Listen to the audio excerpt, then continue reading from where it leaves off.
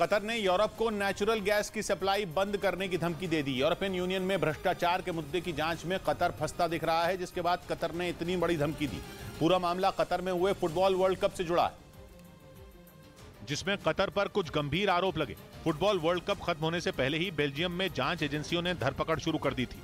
Europe की संसद के एक सदस्य के घर और होटल के कमरे से 15 लाख यूरो कैश बरामद किया गया। भारतीय रुपयों में यह रकम करीब 13 करोड़ हुई। कैश की तस्वीरें भी बेल्जियम की पुलिस ने ट्विटर पर डाली। बेल्जियम पुलिस ने दावा किया कि यूरोप की संसद को प्रभावित करने की कोशिश हुई, जिसके लिए सांसदों और अधिकारियों को रिश्वत दी गई।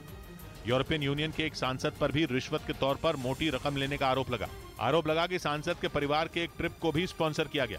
यहां तक कि कई सांसदों को मुफ्त में वर्ल्ड कप देखने और कतर घूमने के ऑफर की बात भी सामने आई। अलग अलग तरह से रिश्वत देने के आरोप कतर पर लगे। आरोपों के मुताबिक कतर में मजदूरों की मौत का मुद्दा दबाने के लिए कतर की तरफ से ये रिश्वत दी गई, क्योंकि अगर ये मसला यूरोपियन यूनियन की संसद तक पहुंच जाता तो कतर के लिए वर्ल्ड कप की मेजबानी करना भी मुश्किल हो सकता था। मजदूरों के अधिकारों के लिए काम करने वाली संस्थाएं पहले ही कतर पर भड़की हुई थी और उन्होंने फीफा के मुख्यालय के सामने कई दिनों तक प्रदर्शन तक किए थे। ऐसे में अगर यूरोपियन यूनियन भी इस मुद्दे पर कतर को घेरने लगती तो वर्ल्ड कप की मेजबानी पर संकट आ सकता था। आरोपों के मुताबिक फीफा वर्ल्ड कप से जुड़े जो निर्माण कार्य हुए उनमें 6,500 मजदूरों की मौत हुई। एमनेस्टी इंटरनेशनल की रिपोर्ट में दावा किया गया कि 10 साल में कतर में 15,021 प्रवासी मजदूरों की मौत हुई। रिपोर्ट के मुताबिक मरने वाले प्रवासी मजदूरों में सबसे ज्यादा 2,711 मजदूर भारत के थे। लेकिन यूरोपियन यूनियन में भ्रष्टाचार का मामला तेजी से आगे बढ़ने लगा, जिसमें कतर फंसता हुआ दिख रहा है।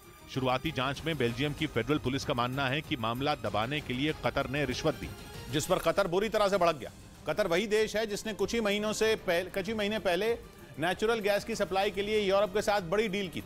मतलब यूक्रेन की जंग के बाद कतर ने ही नेचुरल गैस के मामले में यूरोप की मदद की थी। इसीलिए यूरोप पर दबाव बनाने के लिए कतर ने बड़ा दांव चल दिया।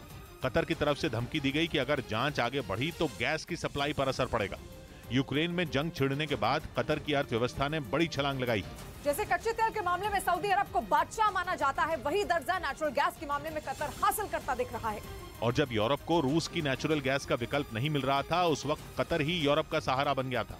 लेकिन अब यूरोप को एक ही विकल्प चुनना पड़ेगा, या तो नेचुरल गैस के मामले में कतर का विकल्प ढूंढना पड़ेगा या फिर बेल्जियम पुलिस की जांच पर ब्रेक लगाना पड़ेगा। इधर दिल्ली के पास गुरुग्राम में एक नाइट क्लब में 2 लोगों की संदिग्ध हालात में मौत हो गई, जो नाइट क्लब में अपने दोस्तों के साथ पार्टी करने पहुंचे थे। और बताया गया कि पार्टी खत्म होने पर 4 लोग नाइट क्लब के कमरे में ही रुक गए। अगले दिन जब क्लब के कर्मचारी वहां पहुंचे तो उन्हें 2 लोगों का शव मिला, जबकि बाकी 2 लोग बेहोशी की हालत में मिले।